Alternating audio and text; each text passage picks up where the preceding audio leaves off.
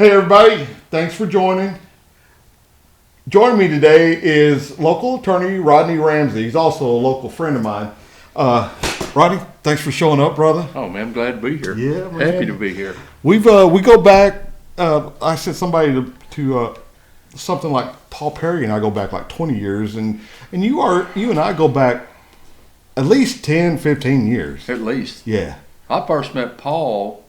He was I think brand new JP when he still lived in Red Oak. And he JP'd here. Yeah, he had a house in Red Oak, and I was working interdiction then. And we'd go by his house. I've written search warrants on the tailgate of the truck in the middle of the night, and he signed them. For what they may not know, your background is a police officer before you went and did law school. 100 years ago, yeah. Yeah, 100 years ago. It was 25 years ago. So you kind of got the both sides of the fence knowledge there. That's a little scary. I tell people I speak cop, doctor, and lawyer because when I went to radiology school as a rad tech. I forgot back that in '92, and Sullins was cheap in Red Oak, and he gave me a job, and I worked. Charles Sullins, by the way, our good friend. God rest his soul, a good man. Raised a bunch of us up in law enforcement. And Ray Stewart was around. Ray. Oh my God. I went to school 40 hours a week, and I worked 30 hours a week on the highway. Oh, you mean as far as drug dogs? Charles, yep, had a dog and all that good stuff. And then I was 32 when I went to radiology school, and then I was 42 when I entered law school. Oh yeah, boy, you started out slow and tapered off. Well, I was on a 20-year plan on a bachelor's degree. I graduated in '78 from high school. Yeah, and then I got my I didn't get the bachelor's. I got the bachelor's in radiologic science, a lot of physics. I got that in '98, so it's 20 years. Then I kind of shortened it up after that. Well, I graduated in '78. Paul said last night that he graduated in '78. Me too. You just mentioned you graduated in '78. I think we're all kind of raised the same. We kind of got the same pedigree. I'm not Rodney Ramsey's. I didn't meet you, but when we talked, we had like parallel course through life because of the way we were raised. We grew up in the same environment. Yeah. I mean, basically, your parents had to be close to the age of my parents. My dad was a little bit older. He was 42 when I was born. Mom was 32. I was the accident. I was 10 years after my next brother. But we grew up in the same country and the same environment, and we did the same things. Well, think about it. Somebody said when we were talking about Obama, our good friend, Obama, and they said, why does he not get it? And I said, well, he's not from here. I mean, we grew up where you had prayer in school. You went outside, and it was a ceremony to raise the flag.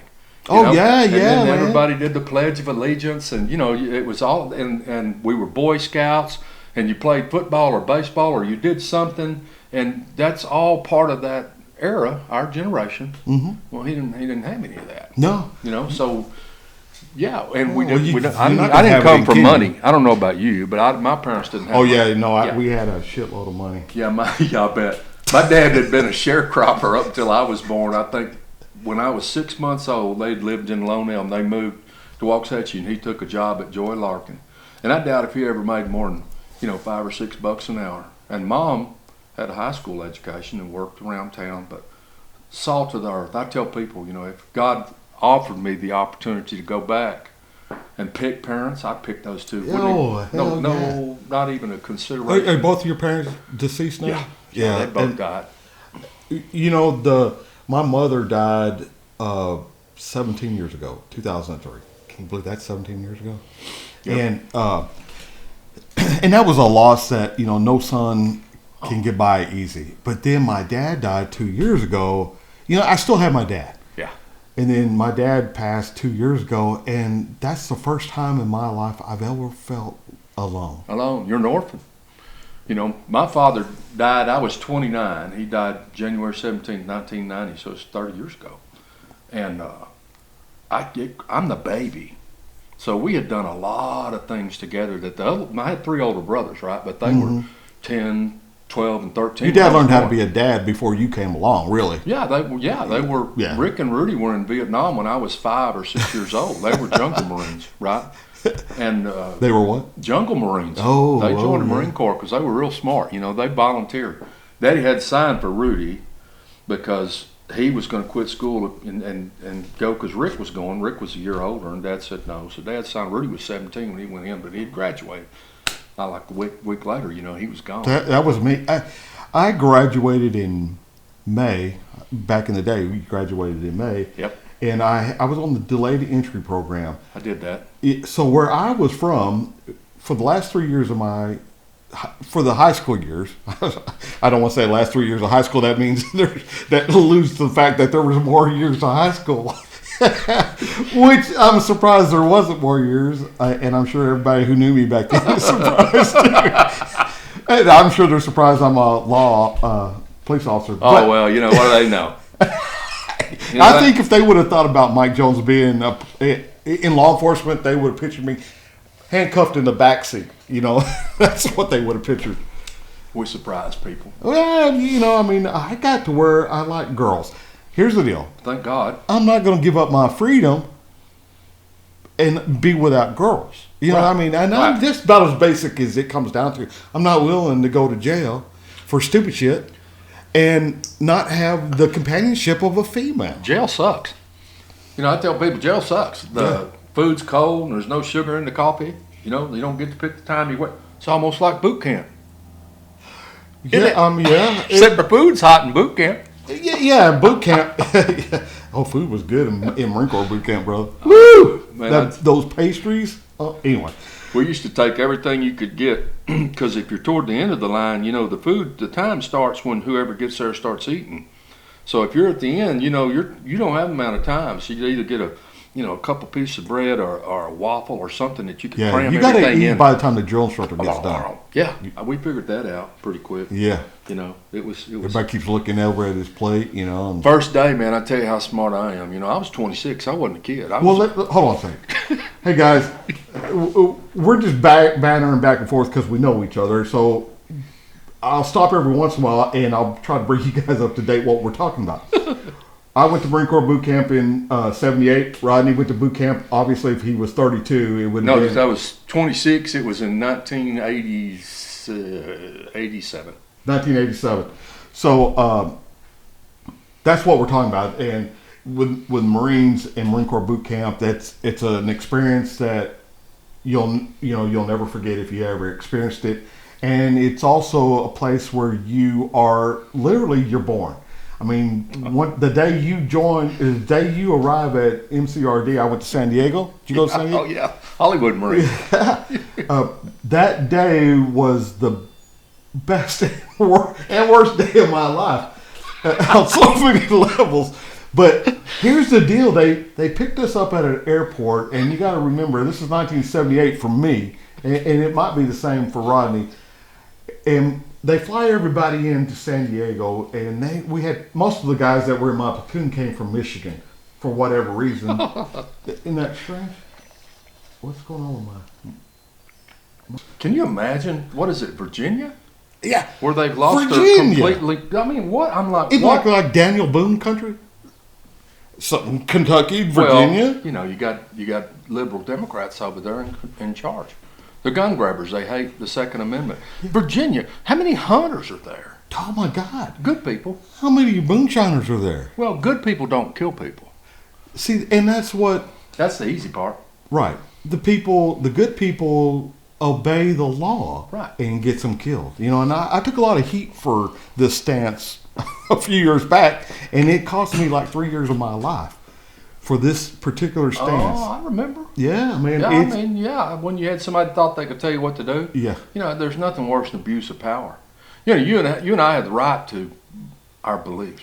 Apparently we don't. We do. Not in Ellis County. Well, at the time. Yeah, sometimes you get a little bloody, but, Yeah. you know, you still stand up. You do, I do. You know, there are people, well, you can't say this, you can't say that.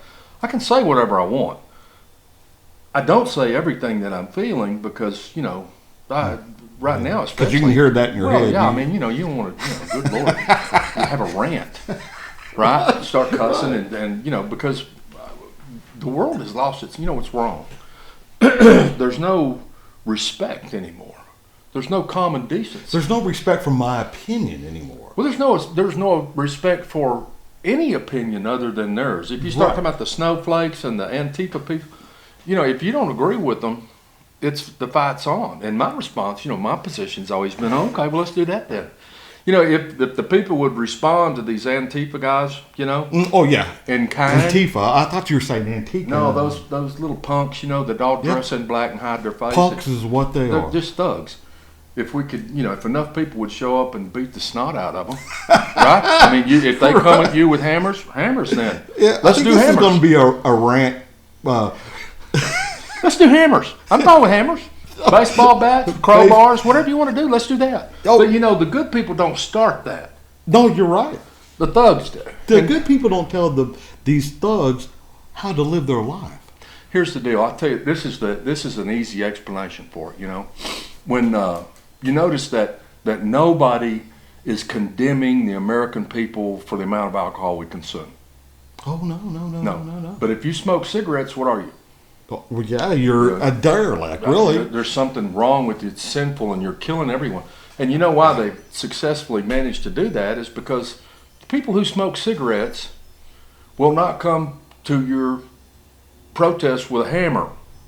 They're just good people. Yeah. So they've managed to just roll over them. And through the period of time, they've learned if the good people will not defend themselves, right? Yes. They will complain in private, or they'll pray in church. Bad guys don't do that. I don't know that you can lump all the good people into that statement. No, not all of them.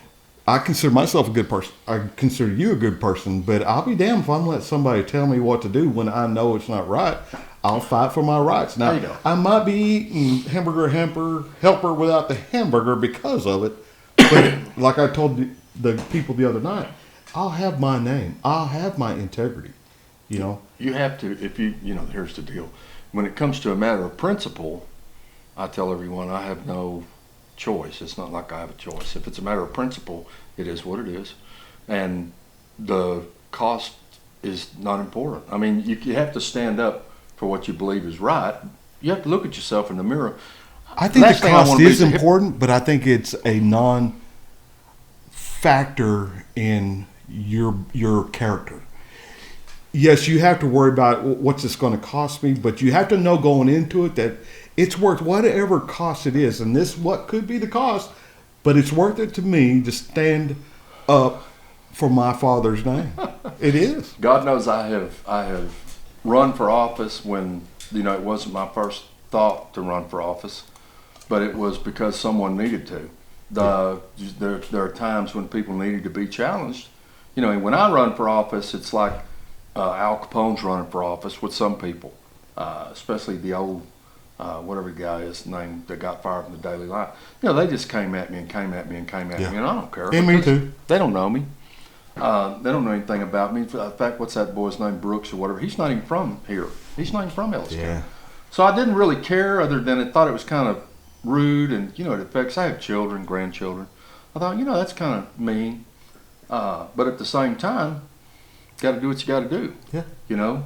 Last time I ran, it's because it was necessary. Somebody had to help get that young woman out of office, and I took that on. That was going to be me, and we accomplished that, which is a big deal. People may not realize that was a big deal in Ellis County. That was the turn of where we're at today.